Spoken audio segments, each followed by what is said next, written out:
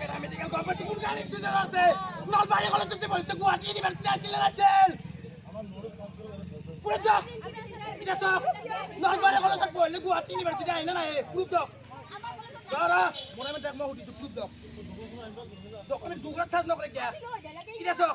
আপনি যে নলবাড়ি কলেজত আছো মই নলবাড়ি কলেজত পঢ়ো নলবাড়ি কলেজত 5th সেমিস্টাৰৰ সাইডুল ৰোল নাম্বাৰ মুখস্থ আছে গুগলত সাৰ্চ কৰিম গুৱাহাটী ইউনিভার্সিটি আহিব